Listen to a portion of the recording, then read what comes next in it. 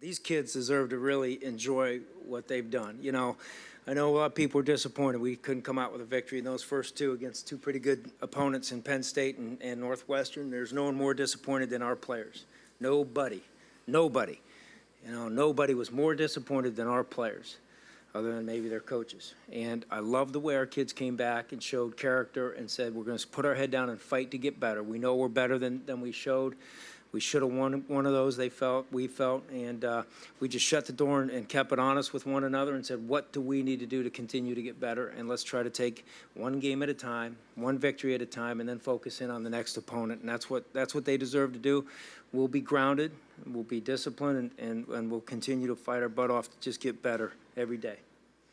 Scott, do you think Terrell's been even better than you could have expected? I don't know. You know, I'm really happy with the way he's played. That's kind of, I don't know, those questions are hard. You know, I don't know. Expectations are to find ways to win and do your job and make the position work. He's done that, and, you know, I'm really happy about the way he's played. Specific that he's done better than maybe you had seen him do in practice? I thought his tempo's good. His deep balls were better. I mean, they were joking about he throws in a game day adrenaline ball. On game day, he's got more adrenaline and throws the deep ball better than he does in practice. And there might be something to that. I don't know. But I'm just proud of hell the way he's played. I like his tempo. I like his rhythm. I like the way he moved the chains with his feet, both by design and by, you know, ad-libbing, you know. So a lot of good things. I got to quit saying, you know. All right, Missy. Next question. Scott, we know you like to critique Bud's fashion. What did you think of the new helmets, and what role does that play in recruiting and getting kids here? You know, we got great tradition here at Syracuse. We always have. And when they first approached me about the new uniforms, I knew the kids would be extremely excited. And I was excited. A chance to work hand in hand with Nike and develop and design products based on, you know, Syracuse, the colors, the tradition. And to do it with the number one company in the world, to me, is an exciting thing for our young kids. It can lead to a lot of neat things. You know, the traditionalist, which I'm a traditionalist, will say, well, why are you changing the helmet? Why are you I get that. But I went back and I walked through our Hall of Fame area, and I looked at all the uniforms from the past. And we're not wearing three-quarter sleeves anymore with stripes down on the elbow. And we're not wearing the old helmet, you know, the old design. I mean, times change. Whether I love it or not, it doesn't matter. It's about the kids that put it on the line, the players that put it on the line. And they're excited about being a team that's supported by Nike and can be creative with the design and use the best products in the world, both from a performance point of view as well as the design. And we want to keep true to the themes as we work forward in those designs, but I'm excited as hell. I know the recruits will be really excited. You know, our players were involved with that whole process and will be as we move forward. So I think it's an awesome thing that we have going on, and I think our administration's done a great job forging that relationship and then passing it over to us, and they got the full support of Coach Shafer and the players to keep continuing moving forward, to be state-of-the-art and attract some of the best players in the country to come here and play with a team that's working hand-in-hand with the number one company in the world. Scott, I know you don't like to talk about individual wins too much, but this was Yeah. 700 for Syracuse as a school. That's awesome. What does that number mean to you and to the program? It means we're about 100 behind Boeheim, right? We got a lot of work to do, catch Coach Boeheim, but that means a lot. I didn't even realize that. It means a lot. We have such a storied tradition here. It's one of the most underrated traditions in the country, in my opinion. And I still think we have underrated fans. And you guys can nitpick and say that we don't have enough people here and all that stuff, and I understand that. But the ones that are here, I appreciate. I really do.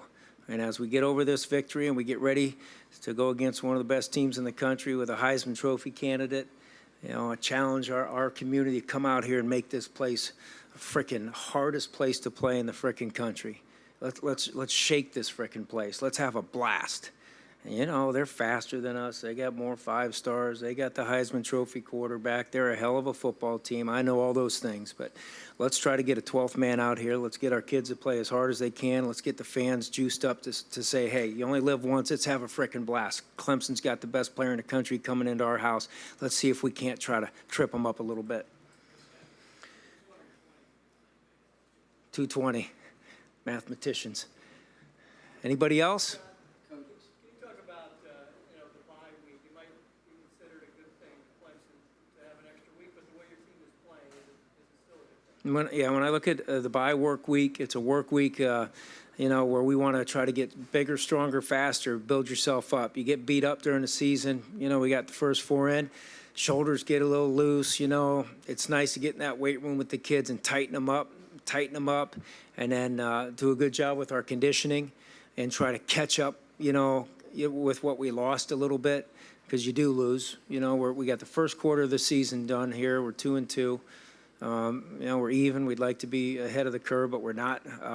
But we got a chance to rekindle the troops, go in, put together a great plan. Part of the big plan is to focus in on the fundamentals more than the scheme. So we want to look at the fundamentals we need to work on this next week. We want to get healthy, try to improve 6 inches with all our techniques by working on drills that will help our fundamentals. That'll be the first key.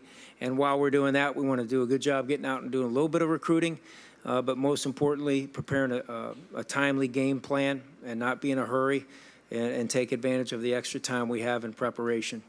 Coach, it seemed like defense was able to hold the passing attack right here, Coach.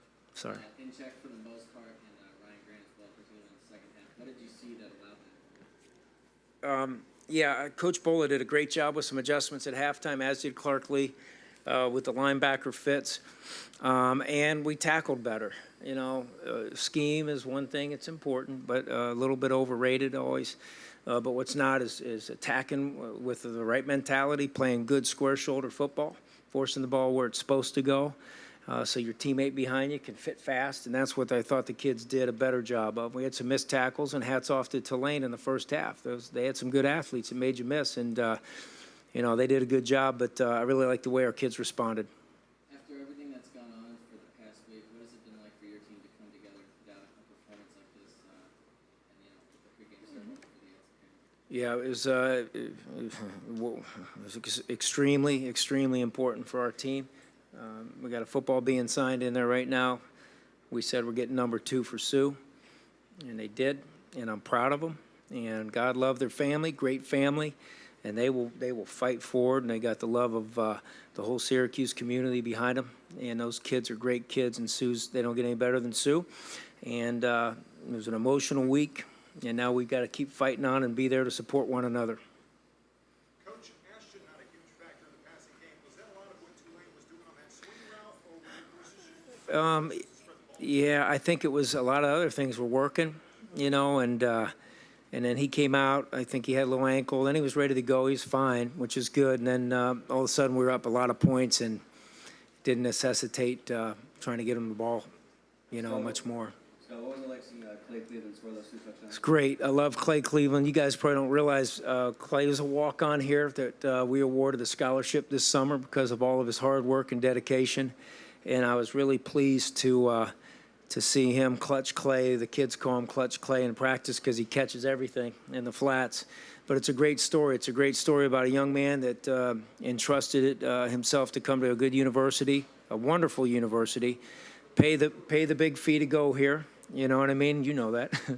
Pay all that money to go here, and then I was so happy we could award him with a scholarship because he's a great example of what Syracuse University is about.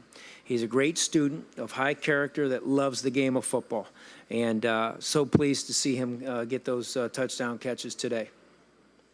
Coach, you didn't have a 100-yard rusher today. You've got a bunch of guys involved. What do you think of the running game? It's a team sport, and I'm proud of all those kids that ran the ball and were effective. I'm sure our yardage per play was pretty good rushing the ball.